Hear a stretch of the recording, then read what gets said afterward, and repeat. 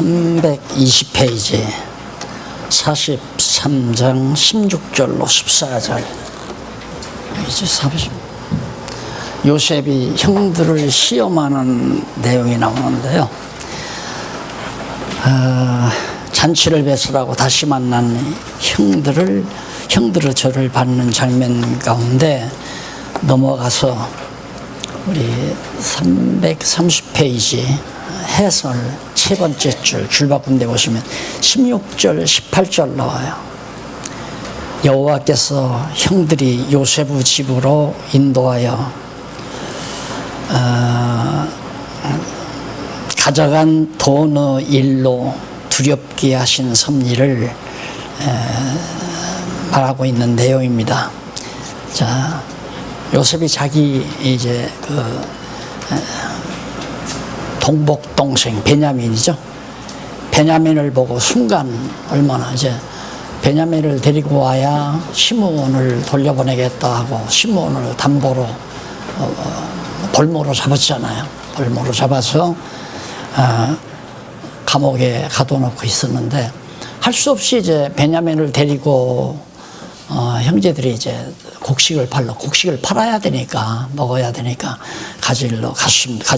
데리고 갔습니다. 가자 형들이 안내받아서 이제 요셉 앞에 잔치상 이렇게 보였는데 요셉이 베냐민을 보자마자 울컥한 거죠. 거기서 눈물 흘리면 안 되잖아요. 그러니까 얼른 요셉이 피해서 방 안으로 들어가서 한바탕 울고 나오는 겁니다. 동복 동생 베냐민 라헬이 낳은 거죠. 레아가 낳은 게 아니라 라헬이 제일 늦동이로 결국 야곱이 얻은 아들인데, 그래서 야곱으로서는 정말 요셉을 잃어버린 슬픔을 베냐민을 통해서 많이 달랬을 거 아닙니까? 근데 야곱이 역시 베냐민마저 아들들 딸려 보내가지고 양식 팔러 보내는 야곱의 마음이 그렇게 좋은 편이 아니었을 거 아닙니까?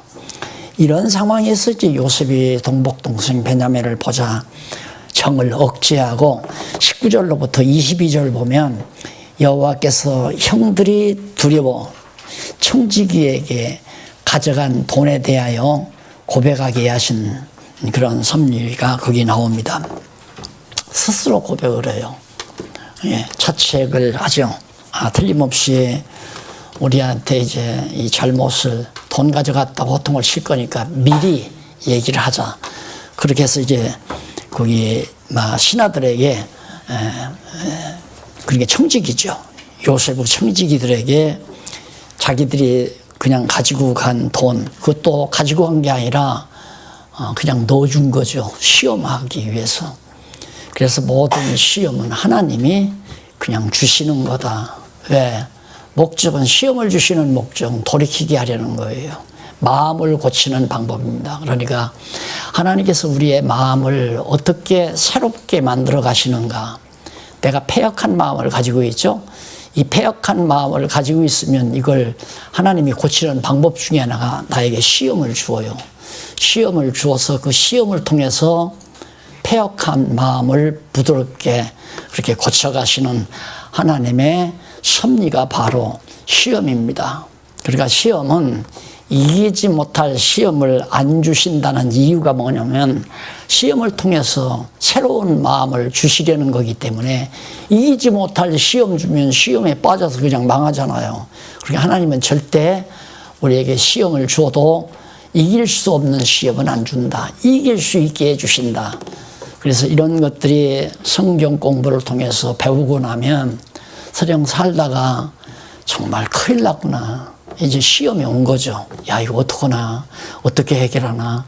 그 해결 방법을 하나님 앞에 솔직히 털어놓고 그냥 하나님을 의지하고 사는 마음으로 돌아가면 시험을 무사히 이기지만은 시험을 피하는 길이 멀어지는 이유는 자기 수단 방법을 통해서 그 시험을 해결하려고 할 때는 하나님께서 탕자를 놔주듯이 아버지가 탕자에게 재산을 태주는 이유는 시험을 주는 거거든요.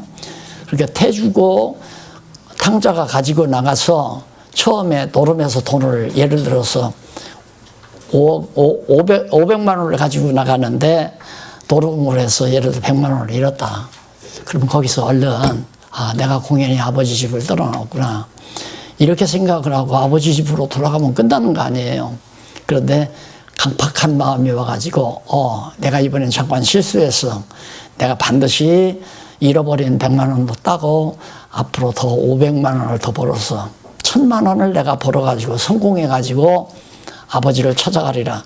이런 마음. 그렇게 자기 자신의 능력으로 뭘 해결하려고 할 때는 시험 기간이 길어지는 거죠. 길어지고 점점 함정으로 빠져들어가는 거고요.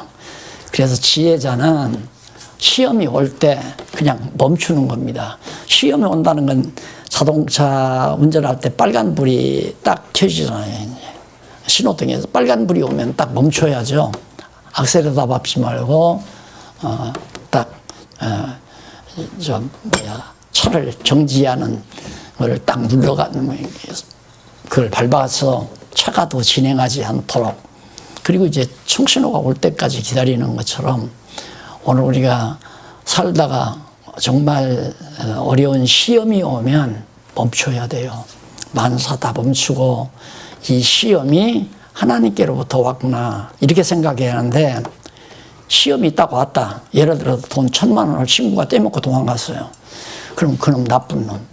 그놈 나쁜 놈이라는 생각이 이제 이틀 밤도 못 자게 하고 한 달 밤도 못 자게 하고, 그러다 보면 내가 병이 나는 거죠. 내가 그런 인간을 친구로 알고 믿고 살아왔나. 밥 사준 것도 아깝고 그놈한테 정말 차 사준 것도 아깝고 모두가 다 아까운 생각만 들고 분통만 터지고 화만 나고 배신감만 느껴지고, 이게 어리석은 거거든요. 그게 어리석은 것.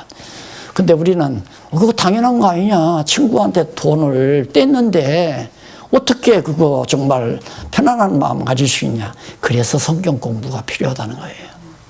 성경을 공부하면 그 친구가 내 돈을 떼먹은 것이 아니라 하나님께서 그 친구를 통해서 내 돈을 떼먹게 했다. 가룟 유다가 돈 30에 눈이 어두워서 예수를 판 게 아니에요. 하나님께서 애당초부터 가룟 유다는 예수를 팔자로 그렇게 정해놓고 태어나게 했단 말입니다. 예수님이 그 말을 하잖아요. 너는 차라리 나지 않았으면 좋을 뻔했다. 인간적으로 볼 때는 그렇다 이거예요. 그럴 수는 없지만 하나님께서 낳도록 다 정해놨는데 안 날 수는 없지만은 네가 지금 앞으로 할 일 생각하면 차라리 안 낳았으면 좋을 뻔했다. 낳지 않았으면 예수 안 팔았을 거고, 예수 안 팔았으면 지옥도 가지 않을 거 아니에요. 그렇게 낳지 않았으면 좋을 뻔했다. 예수님이 그렇게 말씀하는 건 하나님께서 이미 가룟 유다를 예수 팔도록 그렇게 정해놓고 태어나게 했기 때문에 하나님이 가룟 유다로 하여금 은 30에 눈이 어두워 예수를 팔게 했다. 그 문장이 정확한 문장입니다. 그러니까 우리는 단문장을 쓰면 안 돼요. 누가 그랬다. 이거 단문장이거든요. 주어와 동사 이것만 딱 해서 아무개가 내 돈 떼먹었다. 목적하고 동사하고 딱 아무개가 내 친구 아무개 놈이 내 돈 100만 원을 떼먹었다. 이게 단문장 아니에요. 그런데 우리는 그 앞에 붙여야 돼요. 반드시 전제. 누가? 하나님께서 친구를 통해서 내 돈을 떼먹게 하셨다. 이게 이제 완전한 정확한 문장이죠. 그래서 정말 하나님께서 이처럼 요셉으로 하여금 형제들을 시험하는 것은 형제들의 마음을 돌이키게 하시려는 하나님의 섭니다. 참 잔인하지 않아요. 요셉으로 보면 형들이 얼마나 마음 졸였겠어요. 그러지 말고 처음 왔을 때 보자마자 형님들 내가 요셉입니다 하고 공개를 했으면 얼마나 좋아요. 형제들도 바로 마음이 돌아서 버리고 그 다음 아버지도 걱정 안 하고 얼마나 좋았겠어요. 근데 우리는 그걸 기대하는 거거든요. 그런데 하나님은 계획이 한 번 더 시험을 주어서 정확하게.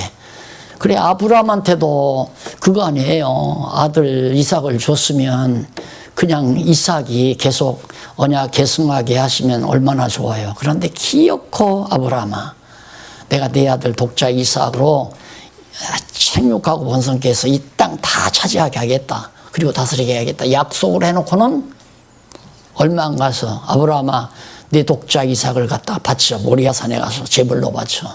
이게 말이나 되는 얘기예요? 그러나 그게 말이 되는 얘기란 말입니다. 왜? 아브라함으로 하여금 다시 한번 믿음의 조상으로 손색이 없는 그런 믿음을 확고히 가지게 하기 위해서. 그래서 그 시험을 통해서 아브라함은 다시 한번 확증을 얻잖아요. 가자. 아버지가, 하나님이 바로 재물 준비해 놨다. 그게 믿음이에요. 그 믿음의 확신을 하나님께서 아브라함에게 주기 위해서 이삭을 바치라는 시험을 주시는 거란 말입니다. 그러니까 시험을 준다는 것은 하나님의 사랑이 거기에 내포되어 있어요. 그 시험을 치르면 안 된단 말입니다. 사랑하는 제자에게 시험 치르잖아요. 성적 오르게 하기 위해서 시험을 치르는 거거든요. 어느 선생이 시험 보는 것은 낙제시키기 위해서 시험 보는 선생은 아무도 없어요. 그래서 그 사랑이 너무 과분해가지고 학생들을 성적을 내려고 미리 시험지 빼돌렸다가 쇠고랑 차게 된 선생님들도 요즘에 있습니다만은, 하나님은 시험을 하나님이 주시고 시험 답안도 하나님이 가르쳐줘요. 해결해줘요. 답안을 해결해 준단 말입니다. 그 답안을 하나님이 주실 때까지는 인간이 이제 답에 대해서 모르니까 걱정도 하고 근심도 하고 염려도 하고, 그런 속에서 하나님께 대한 신앙이 더욱 견고하게 되어지는 거죠. 그래서 요셉이 이렇게 시험했다고 하는 것은 마치 예수님이, 우리의 구원자 되신 예수님이 처음 오실 때 그냥 메시아 모습으로 왕자로 왕궁에서 유대인들이 보기에 틀림없이 저 메시아다. 유대인들은 메시아 오기를 간절히 사모했으니까 알 수 있도록 왔어야 되잖아요. 그런데 전혀 모르게 위장을 했단 말입니다. 처녀의 몸에서, 그 처녀 몸에는 건 증표지만은 마구간에서, 말구유에서 유대인들은 지금 메시아가 틀림없이 헤롯 왕궁에서 태어날 거라고 생각을 했죠.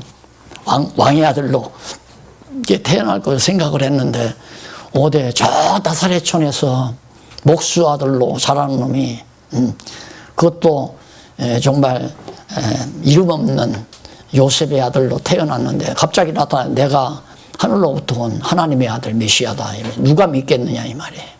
위장하고 오니까 아무도 몰라왔어요. 몰라보니까 결국 유대인들이 예수를 잡아서 십자가에 못 박아 죽인 거고요. 자, 그런데 그 모든 것들이 다 유용하게 되지잖아요. 그렇게 됐기 때문에 오늘 우리 이방인들이 구원을 얻고, 또 우리 이방인뿐만 아니라 유대인들도 이제 결국은 예수를 메시아로 알아보고 믿을 날이 오잖아요. 그렇게 하나님께서 믿을 자들로 하여금 믿게 하시기 위하여 그렇게 몰라보게, 들어도 깨닫지 못하고 보아도 깨닫지 못하도록 그렇게 위장해서 하시듯이 요셉도 형제들 앞에 위장해서 알아보지 못하게 만들려는. 그래서 나중에는 자기를 탁 총리의 모습으로 내가 요셉입니다 하고 이를 다 드러내는 거예요. 그걸 계시라고 그러잖아요. 자신을 확실하게 드러내는 거. 그게 바로 이 요셉의 사건이 바로 우리의 구원자이신 그리스도 사건에 대한 모형으로 볼 수가 있는 거죠. 그 다음 이제 그 23절로부터 24절 밑에 부분에 거기 보면 줄 바꾼데, 여호와께서 청지기가 위로하고 시므온까지 모든 형제가 환대를 받게 하신 섭리를 계시하신 것입니다. 청지기가 태연스럽게, 형제들이 이제 두려워하고 벌벌 떨지만 청지기가 형제들에게 뭐라고 하냐면, 너희는 안심하라, 두려워 말라. 너희 하나님, 너희 아버지의 하나님이 재물을 너희 자루에 넣어 너희에게 주신 것이다. 이게 거짓말이 아닙니다. 이게 거짓말로 보면 안 돼요. 사실 요셉이 넣으라고 해서 넣었거든요. 그런데 그게 넣은 것은 요셉이 넣으라고 해서 청지기들이 넣었지만, 요셉의 형제들이 섬기는 여호와 하나님께서 시험하기 위해서 청지기들의 요셉과 청지기의 마음을 움직여가지고 넣게 하신 거니까 청지기들이 대답을 제대로 한 거예요. 하나님이 넣게 해서 한 거니까 너무 걱정 근심하지 말라, 두려워하지 말라. 그렇게 위로를 해주고 나서 이쪽 331페이지에 5번째 줄 2번째 문단에 보면 25절로 30절에 여호와께서 요셉이 형제들을 맞아서 베냐민을 보고 안방으로 들어가 울게 하신 섭리가 거기 나오죠. 예, 그렇게. 자, 그러면서 딱 놓아가지고 울고 나와서 요셉은 어린 시절 꾸었던 그런 꿈이 이제 생각났죠. 이에 요셉이 두로 안부를 물으면서 그 노인, 너희 아버지, 그러니까 자기 아버지죠. 그 노인이 안녕하시냐, 지금까지 생존하셨느냐, 제일 궁금하죠. 자, 생존하고 계시느냐, 편안하시냐, 안녕하시냐 라고 묻고, 그러자 형제들이 그렇다면서 머리 숙여 저를 굽복했습니다. 요셉이 이제 자기 동생 베냐민을 보고 너희 작은 동생이 작은 동생이냐, 너희들이 말했던 베냐민이냐, 소자여, 하나님이 내게 은혜 베푸시기를 원하노라고 축복을 합니다. 그리고 아우의 일로 마음이 타는 듯하여 안방으로 들어가 울었다고 하죠. 그리고 마지막 31절로 34절에 보면 여호와께서 요셉의 형제들을 차서대로 안방에 들어가서 울고 나와가지고 요셉이 나오더니만 형제들 연형순으로 쭉 앉히는 거예요. 사실 2-3살 차이로 낳았을 건데 그거 잘 몰라보거든요. 동생이 형 같기도 하고 형생이 동생 같기도 하고. 그런데 요셉이 그걸 알아보고 쭉 순서대로 하니까 형제들이 도대체 귀신이냐. 얼마나 놀랐겠어요. 야, 이상하다. 어떻게 이렇게 잘 알고 순서대로 잘 앉히는가. 이제 그런 일이 있은 다음에 44장에서 45장까지 거기에서 이제 두 번째로 요셉이 형들을 용서하는 그런 사건이 바로 44장에서 45장에 나옵니다. 그 가운데서 44장 1절로 13절에 보면 형제들이 잘못을 뉘우치는 그런 내용이죠. 요셉이 베냐민 자루에 은잔을 넣어 형들을 또 시험합니다. 아직도 안 밝혀요. 그쯤 됐으면 이제 요셉이 밝혀야 돼. 내가 형들의 동생 요셉입니다 하고 안 밝히고 곡식 주라고 그래요. 주라고 그러는데 1절로 3절에 보면 여기 333페이지 세 번째 줄 1절로 3절에 보면 여호와께서 요셉이 명하여 형제들에게는 돈을, 베냐민에게는 돈과 은잔을, 또 돈을 다 집어넣고 베냐민에게는 더 돈하고 요셉이 정말 중요하게 정말 사용하는 은으로 된 잔을 갖다가 베냐민이 가지고 가는 자루 안에다 같이 집어넣어 줬단 말입니다. 자, 그리고 나서 집어넣어 줬는데 거기 4절로 6절에 보면 그 밑에 좀 내려와서 줄바꾼데 보면 여호와께서 요셉이 형제들의 뒤를 쫓아 은잔 소유자를 추모하게 하신 섭리를 계시하십니다. 요셉이 이제 형제들을 그렇게 해서 다 청지들에게 그렇게 해서 보내라고 그랬어요. 그렇게 형들은 이제 뭐 시므온도 찾았지, 곡식도 팔았지, 얼마나 기분 좋겠어요. 아버지한테 가면 베냐민도 데리고 가지. 이제 문제가 다 해결이 된 거예요. 전부가 다 문제 해결된 거예요. 해결됐는데 바로 뒤를 쫓아서 4절로 6절에 보면 여호와께서 요셉이 형들의 뒤를 쫓아 은잔 소유자를 추궁하게 하신 섭리입니다. 그렇게 완전히 시원해요. 요즘으로 말하면 요셉이 사람들을 보내는 거예요. 저놈들이 내 잔을 가지고 왔으니까 가서 형제 중에 어느 놈인가 누군가가 내 은잔을 가지고 왔을 것이다. 가서 찾아와라. 뒤쫓아 보내는 거예요. 그래 쫓아갔는데 그 다음 7절로 9절에 보니까 형제들이 결백함을 피력하면서 벌을 받을 것을 약속하게 하시는 그런 서민이에요. 우리 그런 일 없습니다. 절대 은잔 안 가지고 왔습니다. 그러면서 누구든지 은잔을 가지고 온 자는 그에 대한 상응하는 벌을 받도록 하겠습니다 하고 약속까지 하잖아요. 그래서 우리 주여 어찌 이렇게 우리는 가져간 일 없는데 어떻게 이렇게 모질게 말씀합니까? 청지기게 하는 얘기죠. 이런 종들이 결단코 아니합니다. 그런 나쁜 짓은 안 합니다 하고 변명을 합니다. 그러나 결국 찾아지잖아요. 아무도 절대 그런 일 없다고 뻔뻔스럽게 다 얘기를 했는데 넘어가서 보면 334페이지 중간쯤 보면 10절로 13절 나오죠. 여호와께서 청지기가 베냐민 의자를 위해서 은잔을 발견하게 하신 섭리를 계시하신 것입니다. 자, 여기서 한 가지 정리하고 넘어가실 것은 그 운문단, 중간에 있는 문단 나오죠. 그게 334페이지 두 번째 문단. 요세프 형제들은 자기들의 큰 범죄는 숨기고 주인의 은잔에 대한 작은 범죄는 하지 않았다고 자신의 결백을 말할 수는 없죠. 왜? 요셉을 갖다 팔아먹은 죄는 깍듯이 숨겨버리고 은잔은 우리가 안 가져갔습니다 하고 결백을 자꾸 주장하지만 인간은 죄 없는 사람이 없잖아요. 그래서 내가 늘 말하지만 지혜자는 자신의 범죄를, 자신의 허물을 찾지만은 우매자는 타인의 허물을 들추어내요. 타인의 허물을. 그러니까 타인을 비난하고 욕하고 하는 사람은 미련하고 어리석은 자예요. 그런데 우리가 말하기가 참 쉽거든요. 타인이 내 허물을 자꾸 들춰내서 막 밝혀내면 나도 그 사람 뒷조사해서 전부 막 들춰내고 난리 아니에요. 지금 우리나라 정치 현실이 그런 것 같아요.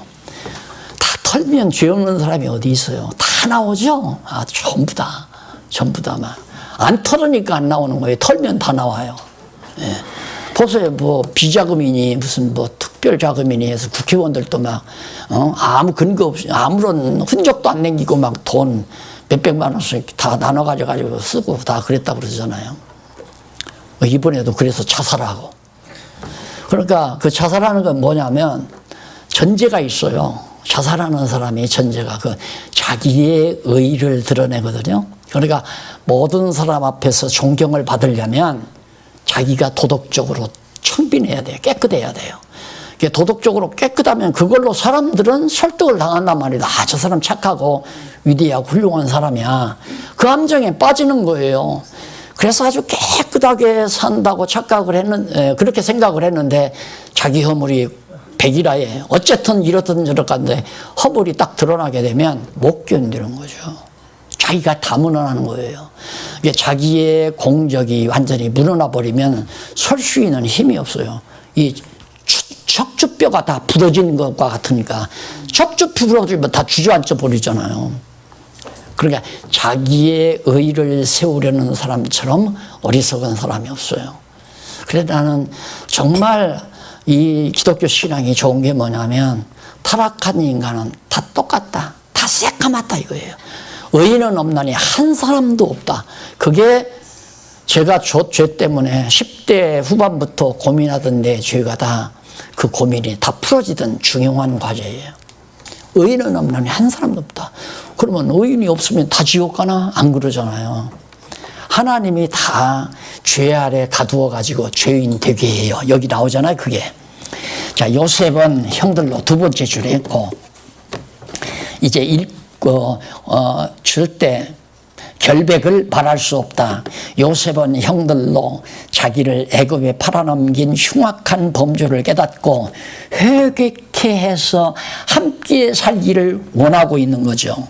형제들이. 그러니까 베냐민을 데리고 오라고 한 것도 요셉을 미워했으면 동복동생인 베냐민도 미워할 거 아니냐. 그래서 이제 베냐민 데리고 와라 하는 얘기예요. 그래서 이제 베냐민까지 데리고 왔는데 요셉은 바로 어떻게든지 형들의 마음을 돌이키기 위해서 같은 형제로, 언약 자손의 형제로 살고 싶은 것이 요셉의 간절한 마음이죠. 그래서 거기 보면 이는 하나님께서 택한 백성을 구원하시는 예표이며 모형인데, 요셉 사건이 우리를 구원하시는 예표와 모형이기도 하다. 곧 택한 백성을 율법 아래에 가두어 정죄를 받아 죄인이 되게 해서, 여기 중요합니다. 하나님이 죄인 되게 한다. 내가 말하는 게 아니에요. 로마서에서 사도 바울이 하는 말이에요. 율법을 왜 주었느냐? 우리들도 다 죄인 되게 하려고. 왜 죄인 되게 했는가? 마음을 돌이켜서 깨달아 하나님의 백성 삼게 하시려고 죄인 되게 했다, 그 말이에요. 죄인이 되게 해서 죄인임을 깨닫고 회개하여 구원에 이르게 하신다. 이는 택한 백성을 가끔 사단에게 맡겨 범죄케 해서 괴롭게 하여 죄인임을 철저히 깨닫고 반성케 하여 구원에 이르게 하시는 은혜의 섭리이다. 그러니까 예를 들어 제일 위험한 게 뭐냐면 이 성결교 교리가 참 위험합니다. 성결교 교리는 예수 믿고 거듭나고 중생한 다음에는 절대 죄지면 안 된다. 그래서 우리 성도들은 다 성결한 게 성도들이다. 그게 이제 성결교 교리예요. 그런데 그게 얼마나 위험하냐면 나는 성결하다, 깨끗하다 이거예요. 죄 없다. 근데 그럴 사람 아무도 없어요. 그러니까 예를 들면 내가 태어나서부터 절대 거짓말도 안 하고 도둑질도 안 하고 절대 나쁜 짓도 안 하고 범죄하지 않고 살았다. 그러면 나는 의인 아닌가? 누구나 의인이라고 그러죠. 왜 한 번도 죄를 안 졌으니까, 범죄를 안 했으니까. 근데 필요 없어요. 애당초 날 때부터 그냥 죄인으로 태어나요. 왜? 타락한 아담의 후손이니까 죄인이 나면 죄인이에요. 죄인이 났기 때문에. 그러면 왜 우리가 어떻게 의인이 되는가? 의인 예수 그리스도의 영으로 말미암아 거듭나고 중생하니까 의인이 된 거예요. 우리의 속사람은 그리스도의 씨로 거듭났기 때문에 의인이듯이, 그리스도의 씨로 거듭나기 이전에 아담의 후예들은 너나 할 것 없이 몽땅 다 싹하면 다 죄인이란 말입니다. 도둑질을 했건 안 했건 관계없어요. 거짓말을 했든 안 했든 다 상관이 없어요. 근데 그것을 자꾸만 모르니까 죄관에서부터 벌써 전통신학이 완전히 허공을 친 거죠. 허당을 밟은 거란 말입니다. 그러니까 해결이 안 나는 거예요. 그래서 자꾸만 우리들로 하여금 율법대로 살아야 된다. 죄 짓지 말고 살아야 된다. 다 먹는 거, 입는 거, 그리스도를 떠나서 하는 거 모든 가 죄 아닌 게 없어요. 전부 다. 모두가 다 죄죠. 그래서 여기도 하나님께서 죄인 되게 해서 깨닫게 하고 돌아오게 만드는 것처럼 우리들도 하나님께서 아담의 자손으로 태어나서 죄인으로 태어나서 내가 죄인이라는 것을 깨닫게 하기 위해서 사단에게 맡겨요. 그러면 내가 이제 어려서부터 도둑질을 한 번도 안 했어요. 거짓말도 안 하고, 예를 들면 그렇게 깨끗이 한 20대까지 살았는데 그만 20대 넘어서 이제 가정을 이루어가지고 딱 살다 보니까 돈이 아쉽잖아요. 돈이 아쉬운데 이 돈이 있어야 가정을 꾸려가게 생겼으니까 가서 아버지한테 거짓말을 하는 거죠. 아버지 재산 있는 거 조금만 해주세요. 제가 그거 투자해서 하면 6개월 만에 아버지 이자 곱으로 쳐서 500만 원 주시면 내가 1000만 원 확실하게 갖다 드리겠습니다. 그리고 그 사업을 통해서 우리 가족도 잘 살고, 아버지가 깜막 속고 주잖아요. 속여먹은 거죠. 500만 원 갖다가, 사업은 무슨 사업이에요. 당장 급한 거 다 맞고 가족 살림해 나가는 거죠. 그게 왜 그러는가? 하나님께서 내 마음 가운데 사단을 집어넣어요. 거짓말하는 영을 집어넣는다 이 말입니다. 그러니까 가서 거짓말하는 거예요.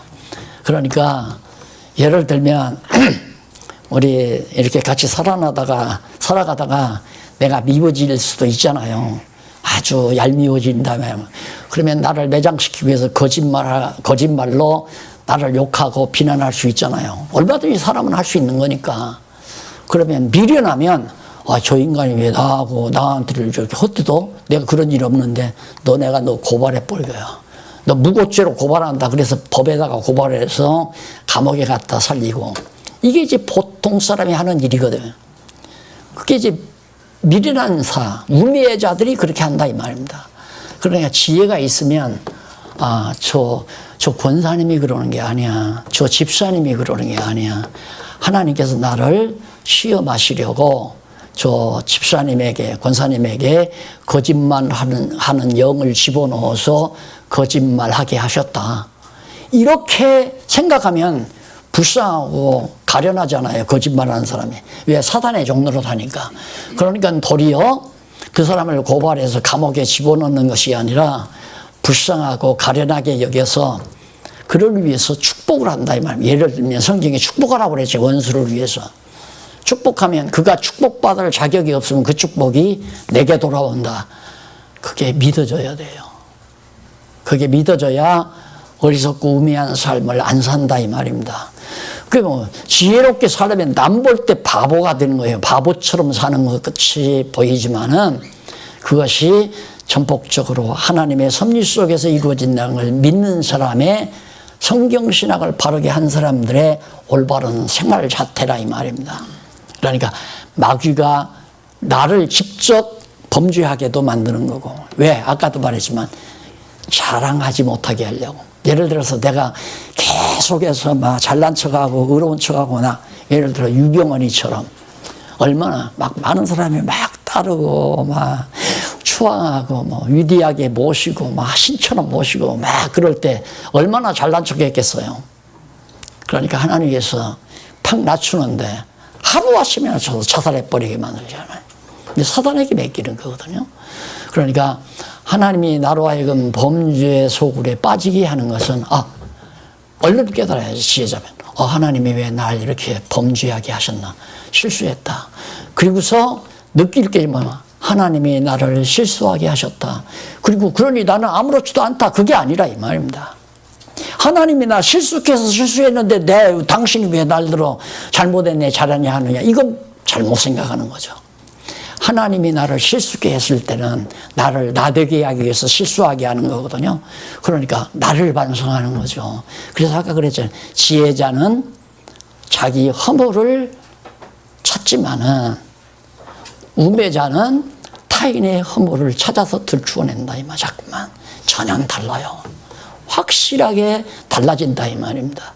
그래서 하나님이 내가 요즘 자만하고 많은 사람들의 추앙을 받고 박수갈채를 받는 거, 이거 하나님이 나 자만에 빠질까 봐서 나를 완전히 잡아누르는구나. 감사합니다. 다시는 그런 유혹에 빠지지 않겠습니다 하고 마음을 바꿀 수가 있는 거죠. 그래서 정말 하나님의 마음을 읽는다는 건 성경을 안 보면 읽을 수가 없어요. 지금 제가 말씀드린 게 하나님 마음 아니에요?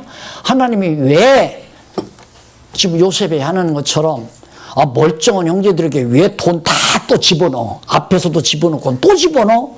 그래 놓고는 제일 사랑하는 베냐민에게다가 은자를 또 집어넣어? 일부러 그러잖아요. 죄 짓게 만든다 이 말이에요. 그럼 하나님이 죄 짓게 했다는 말이 틀린 얘기예요? 이래서 날들어 이단이라고 하는 거예요. 하나님이 죄 짓게 했다. 그럼 하나님이 죄 짓게 안 하면 우리가 어떻게 죄져요? 하나님이 우리를 마귀에게 맡겨서 마귀 정도로 해야 죄를 짓는데 하나님이 우리를 마귀에게 안 맡기면 죄 안 져요. 절대 죄 지을 수가 없죠. 내 마음대로. 이것이 하나님의 주권 섭리예요. 요 관계를 아까도 점심 식사 마치고 대화해 요 관계를 리얼하게 아주 쉽고 리얼하게 설명하기가 그렇게 쉽지 않아요. 그런데 성경 전체 알면 간단하잖아요. 로마서만 달통해도 이런 설명은 아주 간단해요. 하나님이 우리를 불순종 가운데 가두었다. 그럼 불순종한테 가둘려면 불순종하게 만들어야 돼요. 그럼 불순종하게 하려면 뱀을 보내야 불순종할 거 아니에요. 아담을 불순종 가운데 가두려고 선악을 알게 하는 과일을 만들어 놨는데 유혹하지 않으면 하와가 따먹겠느냐 이 말이에요. 그러니까 불순종한테 안에 가두기 위해서 하나님께서 뱀을 통해서 하와를 유혹하게 해서 하와가 넘어간 거란 말입니다. 그러니까 하와가 말 잘했잖아요. 하나님께서 만드신 뱀이 먹으라고 해서 먹었습니다. 그러니까 아담한테는 너는 왜 먹었냐 그러니까 하나님이 만들어주신 아내가 하와가 먹으라고 해서 먹었습니다. 그게 대답을 잘못하는 거죠. 하나님께서 내가 자만에 빠질까 봐서 건방질까 봐서 하나님이 나를 죄 아래 가두시려고 마귀를 보내서 마귀라는 놈이 나를 유혹해서 내가 따먹었습니다. 이렇게 구체적으로 얘기를 해야 하는데 자기는 빠져나가려고. 하나님이 죄인 되게 해서 의인 되게 한다. 원래는 하나님의 백성 아니에요. 우리가 창세 전부터 선택받아 하나님의 자녀가 된 자들이거든요. 창세 전에. 그러면 하나님의 자녀가 자녀답게 되게 하려면 한 번 시험을 거쳐서 용서받아야 돼요. 그래야 은혜가 은혜 되는 줄을 깨달아 알기 때문에 문제는 은혜를 깨닫는 게 매우 중요하거든요. 성경에서 우리가 매우 중요한 것은 하나님의 은혜를 깨닫는 게 매우 중요한 겁니다. 은혜를 깨닫게 하는 방법이 죄인 되게 해서 용서해 주는 것이 은혜를 깨닫는 가장 아주 중요한 하나의 관건이 된다. 그런 얘기입니다. 그래가지고 결국 죄를 만들어냈잖아요. 10절로 13절 보면 여호와께서 청지기가 베냐민의 자루에서 은잔을 발견하게 하신 섭리. 그거는 곧 찾으니까 얼마든지 찾는 거죠. 하나님 앞에 죄 숨길 수가 없어요. 하나님이 다 하신다. 내가 몰래, 내가 아버지 몰래, 형님 몰래, 또 아내 몰래, 남편 몰래. 사람은 모르지만 하나님은 다 알고 계시잖아요. 전부 다. 그러니까 내가 지금 이렇게 하는 일 하나님은 다 아신다. 이렇게 알면 틀림이 없죠. 어느 집사가 술집에 가서 막걸리를 먹으면서 우산을 쓰고 먹었대요. 그러니까 아이고 손님 왜 갑자기 그렇게 우산을 쓰고 먹고 술을 마십니까? 그러니까 제가 집사인데 하나님 보면 안 되잖아요.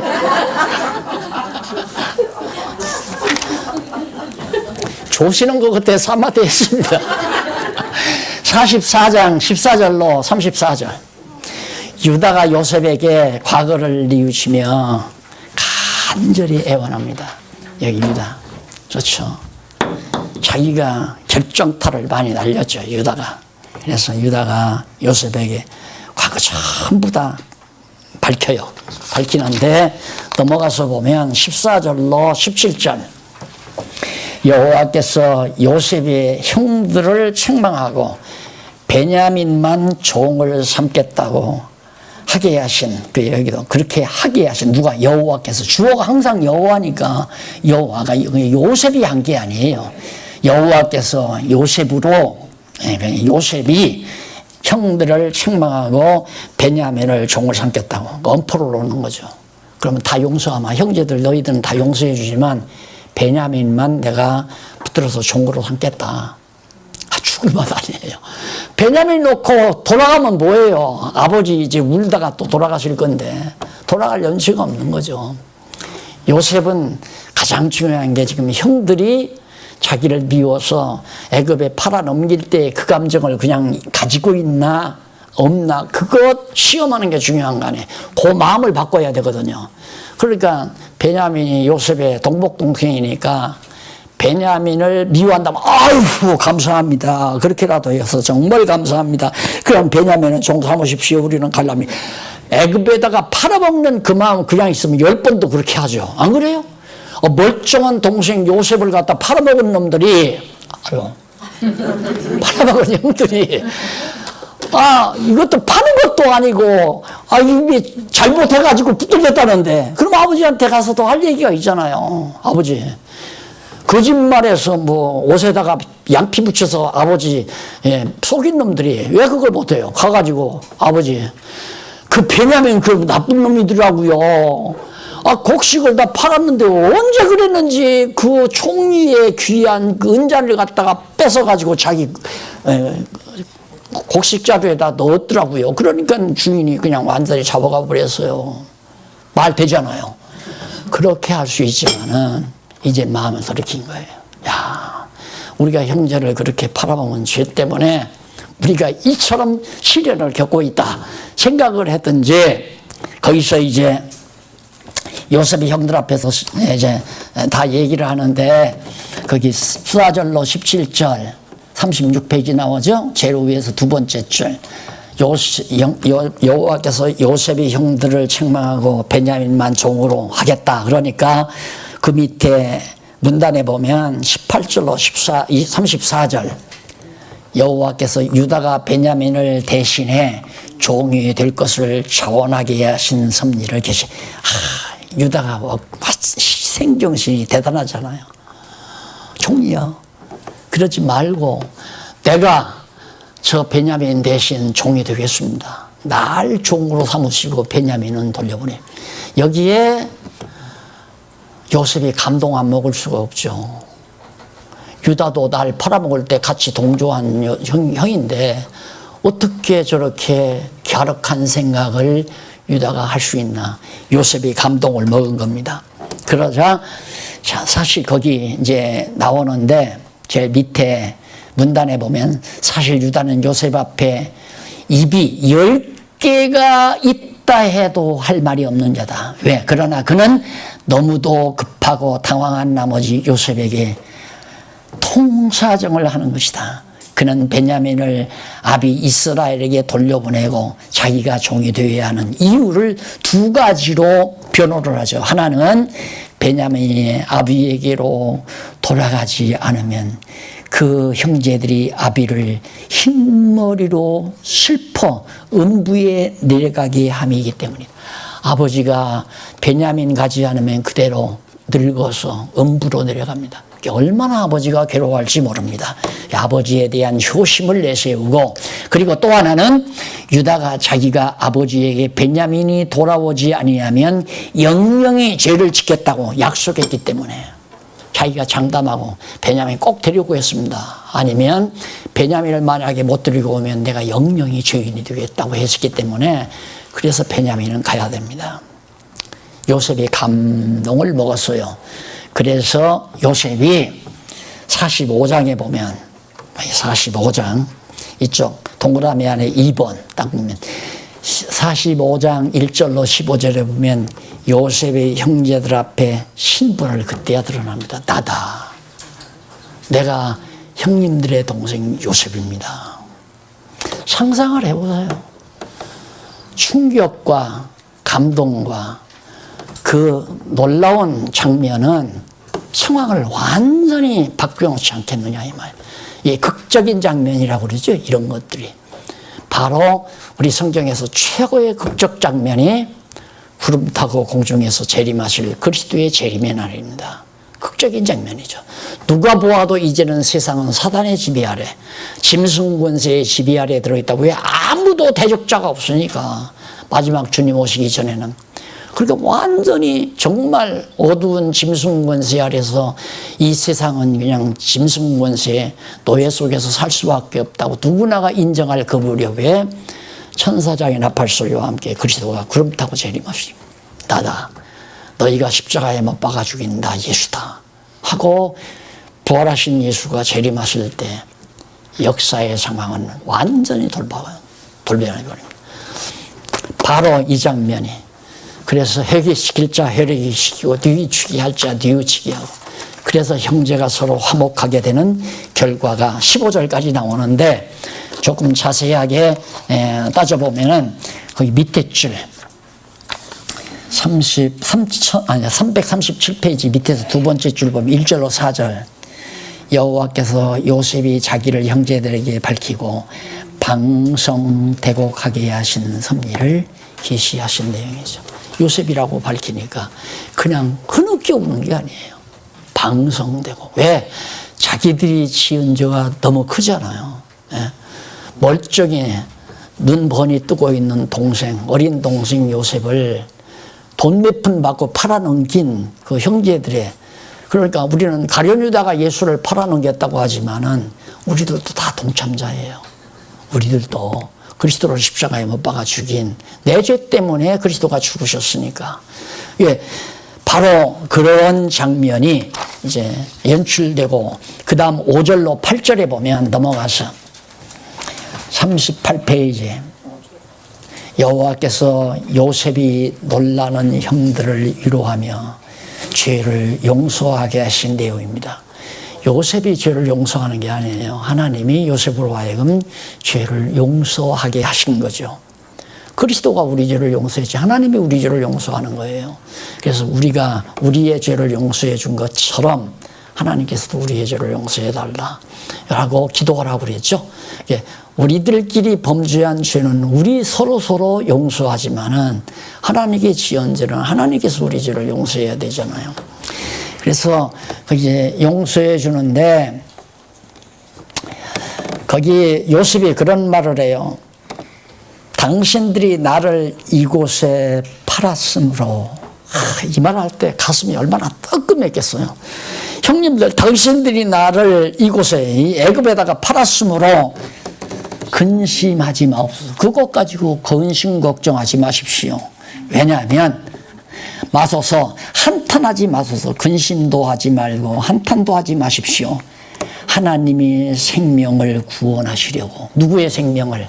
야곱의 생명, 야곱 자손들의 생명을 구원해 주시려고 나를 당신 앞에 보내셨나이다. 참, 요셉은 성경 공부도 안 했을 텐데, 그때는 성경 신학도 없고 어떻게 이렇게 성경을 정확하게 깨달았나 몰라요. 예, 형님들이 날 팔아먹은 게 아닙니다. 하나님께서 우리 가족들 생명 구원하려고 하나님이 나를 먼저 이곳에 보내신 겁니다. 이 해석을 듣고 형들이 어떻게, 아까 말씀드렸죠? 그냥 가슴이 터지도록 숨 한번 들어마신다. 살았다 이제는. 안 그래요? 이것이 복음이에요. 이것이. 우리는 우리가 죄를 범했다고들 생각하고 괴로워하고 근심하고 염려하고 죄 때문에 슬퍼하고 그러잖아요. 하지 말란 얘기가 아니에요. 복음의 소식이 들어오면 그냥 큰 호흡이, 큰 한숨이 터지면서 마음의 평안이 찾아옵니다. 아, 그렇구나. 도리어 하나님이 우리를 살리려고 우리를 죄아래 가둬왔댔구나. 그래서 정말 감동을 먹는 거죠. 자, 이쯤 되면 요셉이 하라는 대로 할 거 아니에요. 요셉이 엎어지라면 엎어지고, 둥그르라면 둥글고, 넘어지라면 넘어지고, 기라면 기고. 우리가 하나님의 말씀에 순종하고 사는 것이 우리들이 순종심이 많아서 그러는 게 아니에요. 감동이, 하나님께서 우리에게 주신 구속의 은총에 대한 감동이 하나님 기뻐하시는 뜻대로 살고 싶은 마음이 터져나오는 거예요. 그래서 일하는 거 아닙니까? 그래, 나는 자꾸 그러는 거야. 하고 싶으면 하고, 하기 싫으면 말을 하고. 내일 같으면 내가 이득 보려면 해. 자꾸 그러겠죠. 해. 그러니까 자꾸만 요즘 교회 교사들이 충성하라, 봉사하라 그러는 건 자기 일이니까. 자기 일이니까 자꾸 하라는 거지. 하나님의 일이니까 하라는 게 아니에요. 하나님의 일은 하나님이 시키지 왜 자기가 시켜. 안 그래요? 하고 싶으면 하고, 하기 싫으면 말고. 그래서 이래라 저래라 하지 말라고 내가 자꾸 그러잖아요. 감동 먹은 사람은 하라고 안 해도 하죠. 야, 이제부터는 요셉 미워하지 말고 요셉을 기쁘게 해야 되겠구나, 즐겁게 해야 되겠구나, 그러듯이 이제는 내가 내 고집대로 살지 말고 내 욕심대로 살지 않고 오직 나를 구속해 주신 우리 주님의 뜻을 따라서 사나 죽으나 주를 위해서 살아야 되겠다. 이 마음이 와야 은사가 무엇인지 깨닫게 되는 거예요. 아, 하나님께서 나에게는 이런 은사를 주었구나. 그래서 즐겁고 기쁜 마음으로 은사 시행하고 사는 게 교회 생활이에요. 그게 교회 생활, 신앙생활이 바로. 그러니까 그 감동이 오기 전까지는 그냥 놀고 먹으려고 그러죠. 그러니까 아들도 그래, 자녀들도 부모 밑에서 어린 양이나 하고 용돈이나 받았을 때는 효자가 안 나와요, 절대. 이 자식 시집을 보내고 장가를 보내서 가서 그냥 사정없이 고생을 해보고, 자식 나가지고 자식 병들어서 묻어도 보고 막 안타까워도 해보고 병원에 가서 밤잠도 못 자보고 애써보고 그래야 어머니가 날 낳아놓고 이렇게 하셨겠구나. 그래서 점점 효자가 되는 거 아니에요. 효녀가 되고 효자가 되고. 똑같은 거예요. 하나님이 우리를 시험을 해야 시험을 통해서 깨닫고 하나님의 사람으로, 내가 하나님의 자녀로 산다는 게 얼마나 행복한가를 깨달아 알게 되는 것이 바로 여호와 하나님의 자비성, 은혜성을, 자비성을 계시하는 그 계시를 통해서 깨닫게 된다. 그래서 감동 없으면 하면 안 돼요. 하기 싫은 일 하면 안 돼요.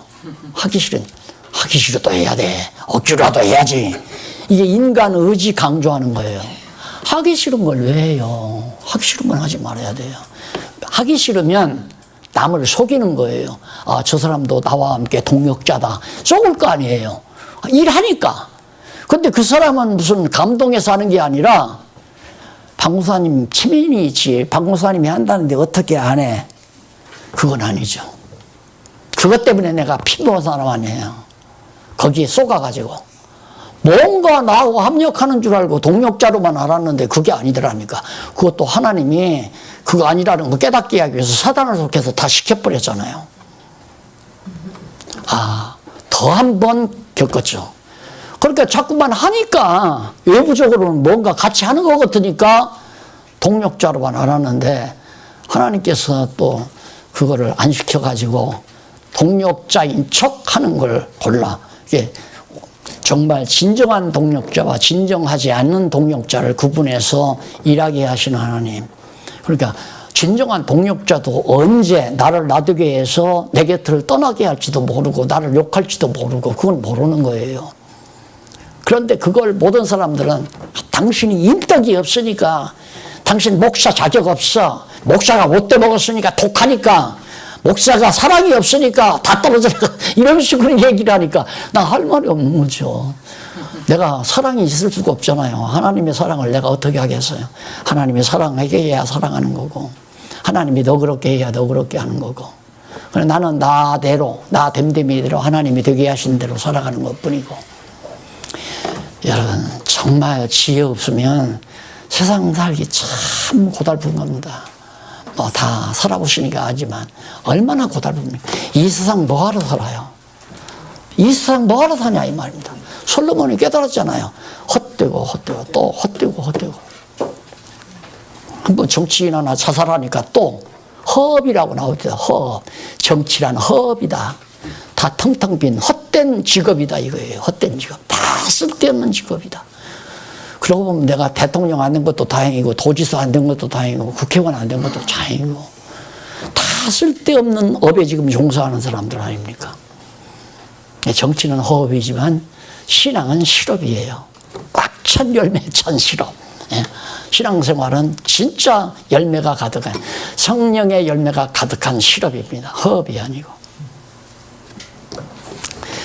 자, 막 통곡 소리가 나오고 난리가 나니까 바로왕이 이게 웬일인가 갑자기 왕궁에서 이래가지고 45장 16절로부터 20절까지 보면 바로와 요셉의 가족들이 애굽에서 와서 살도록 배려를 합니다.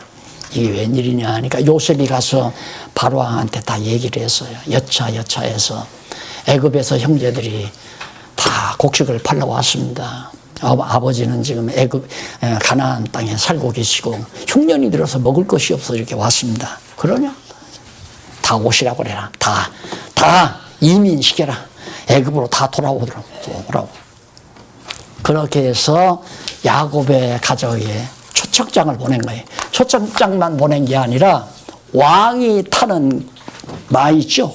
그 왕이 타는 말. 그 좋은 구름아지요. 말이 끄는 화려한 그것까지 보내서 아버지 모시고라고. 21절로 28절 아들들이 돌아와 아비가 요셉의 소식을 듣고 기뻐합니다. 자, 얼마나 기뻤겠어요. 처음에 그러니까 막 진짜냐 이놈아. 요셉이 짐승한테 다 잡아 물려 죽었는데 내가 옷에서 피가 있는 것도 내가 봤는데 어떻게 요셉이 살아있느냐. 그럼 다 고백했을 거 아니에요. 아버지 그때 우리가 속인 거예요. 이 말 했어야 아버지가 믿을 거 아닙니까? 다 들통나는 거지 뭐. 거짓말이 다 들통나는 거예요. 거짓말은 금방 들통나지 않는다. 거짓말은 언젠가는 다 들통나게 돼 있어요. 얼마나 거짓말했던 야곱이 무참했겠습니까? 아들들이 무참했겠습니까? 이렇게 해서 역사는 하나님의 선하신 뜻대로 형통하게 잘 굴러가죠. 이제는 애굽으로 이민 떠나면 근심 걱정할 거 없어요. 양식 팔러 올 것도 없고 도둑질할 것도 없고 시험 당할 것도 없고 형통한 길로 가르잖아요. 하나님께서 보호해서 결국 언약 자손들을 형통케 하신다. 왜? 그에 대한 왜가 이 답이 있잖아요. 언약 자손들을 번창케 하려고. 왜 번창케 하려고? 자손 언약을 성취시키려고. 왜 자손 언약을 성취시키는가? 언약대로 이루시려고. 왜 언약대로 이루시는가? 하나님 당신이 내가 여호와다. 이걸 계시하시려고. 맞죠? 이제 성경 해석하는 방법 알겠죠? 올라가면 돼요. 차근차근 올라. 왜 하고 올라가고, 왜 하고 올라가고, 왜 하고 올라가고. 이렇게 쉬운 걸 왜 몰라요? 다 써놨는데. 이제 다음 줄만 하고 날들어 더 강의해달라고 하지 말아요. 다 일러드렸으니까. 잘 살게 돼요. 야곱의 자손 형통하게 잘 살게 되는데 약속은 이루어져야 되잖아요. 바로가 죽고 이제 요셉을 알지 못하는 왕이 들어서요. 요셉도 죽고 그러니까 그 다음 노예로 종살이를 400년 하게 되잖아요. 그래야 언약이 이루어지죠. 역시 참 성경 쉽죠. 그렇게 이해하니까. 나도 진즉에 이렇게 가르쳤으면 훨씬 더 빨리 공부했을 텐데 자꾸 내용만 갖고 그냥 그 내용 부분만 캐니까 맨날 부분만 듣고 가고 부분만 듣고 하고 하네. 안 되겠다. 오늘은 이번 다음 주를 하거나 다시는 더 강의해달라고 안 하게끔 왜 하고 올라가면 그냥 딱 떨어지게끔 그렇게 하네. 기도하십시다. 살아계신 하나님 아버지, 우리는 성경을 배우고 배워도 하나님 살아계시다는 것이 믿어질 때도 있지만은 또 그러나 의심스럽고 안 믿어져서 근심하고 걱정하고 후회하고 괴로워하는 때가 아직도 저희에게 남아 있습니다. 하나님이여 지혜의 영을 거두지 마시옵소서. 항상 지혜의 영이 우리와 함께 하소서. 여호와 하나님 살아계셔서 나를 나되게 하시려고 하나님의 백성 되게 하시려고 모진 시련도 주고 역경도 준다는 사실 오늘 또 말씀을 통해서 확인했습니다. 어떤 곤고한 날이 와도 좌절하지 않고 소망을 갖게 하시옵소서. 예수님 이름으로 기도드립니다. 아멘. 수고하셨습니다.